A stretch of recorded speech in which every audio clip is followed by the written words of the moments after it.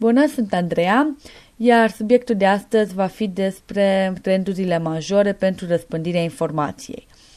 Astăzi, cu lumea internetului în așa mare amploare, nu avem cum să scăpăm de dorința de a ne exprima experiențele trăite. Tot mai multe experiențe sunt relatate online pentru că acest mediu este cel mai accesibil și mai ieftin. Astfel, împărțind experiențe zi de zi online a devenit un stil de viață, mai ales pentru cei tineri. Cred că, de fapt, aproape pentru toată lumea mai nou. Împărțind mai multe experiențe personale pe online cu tot restul globului pământesc, oamenii au tot mai multe oportunități de a se observa și de a se asculta unii pe alții. Există două trenduri majore în procesul de răspândire a informației. Primul trend este bazat pe text, care au ajuns la o scară masivă, iar cel de-al doilea este bazat pe tehnologiile audiovizuale. Cel din urmă folosește diverse instrumente pentru a-i face pe oameni să observe ce se întâmplă în jurul lor, să analizeze, să comunice, să distribuie informația. Astfel, informația nu mai este redusă doar la cuvinte, ci și la imagine, sunet, video. De altfel, există diferențe majore între a citi despre roboții pe care i-ai putea construi din Lego și chiar să-i vezi pe acei roboți în acțiune cum ar fi pe YouTube. Informația text ajunge la un public care este și dispus să le accepte. În schimb, informația vizuală, audio sau video ajunge la un public mult mai larg datorită planșei imense a spațiului virtual. Astfel, tehnologia afectează într-o oarecare măsură numărul de oameni la care poate ajunge un mesaj. În spațiu virtual, oamenii sunt mult mai deschiși să vorbească despre ei, despre reușitele lor, despre produsele preferate sau despre orice altceva. Aceștia preferă spațiul online pentru că le permite foarte ușor să distribuie o informație într-un timp relativ scurt. De exemplu, vedem un poster al unei informații într-o stație de autobuz.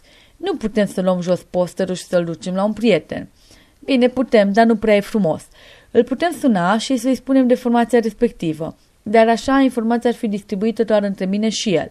În schimb, în mediul online, putem găsi site-ul informației, posterul informației, albumul, poate chiar evenimente organizate pe diferite rețele de socializare. Avem o mulțime de informație care poate fi distribuită pe orice canal online în doar câteva secunde. Astfel, mesajul meu distribuit nu numai că este distribuit între mine și prietenul meu, ci și între prietenii noștri de pe canalul de distribuție. Mesajul meu ajunge la o mulțime de oameni, chiar dacă nu le este adresat direct. Publicitatea tradițională folosește foarte mult text și imagine.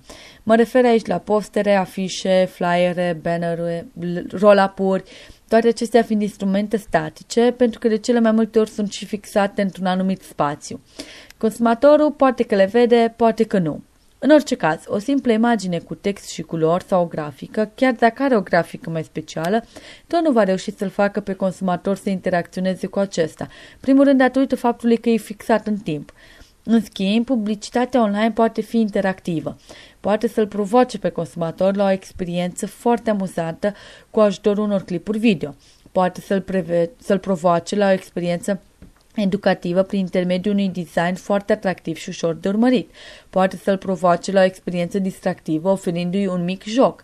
Toate acestea pot să aibă loc pe mobil, pe tabletă sau pe calculator. Toată publicitatea aceasta online, până la urmă, este și mobilă și interactivă pentru că este la dispoziția consumatorului non-stop. Dacă până acum câțiva ani consumatorul era unul clasic, fiind extrem de receptiv la publicitatea tradițională, astăzi vorbim despre un consumator modern, care trăiește o viață digitală non-stop. Este vorba despre un consumator căruia îi place să publice fotografii personale, clipuri video, documente text, pe rețelele sale de socializare, orice altceva. De asemenea, îi place să aibă o mulțime de conturi online pe care să le administreze, chiar și până la conturile sale bancare. Acestui consumator îi place la nebunie să aibă un control total asupra internetului său. Toată această abilitate de a controla și a distribui un mesaj, un videoclip, o melodie pe calea internetului a schimbat modul nostru de a comunica. Nu numai că putem distribui mesaje, dar putem și crea mesaje, videoclipuri, înregistrări, podcasturi într-un timp foarte scurt. Putem chiar să ne creăm un brand personal. Având un brand personal, câștigi tot mai mulți fani care au să vorbească despre tine. De asemenea, și companiile încearcă să pătrundă tot mai mult pe această piață a internetului pentru că sunt conștienți de potențialul oferit de acesta. Internetul oferă o putere imensă pentru a crea buzz, viral și word of mouth marketing.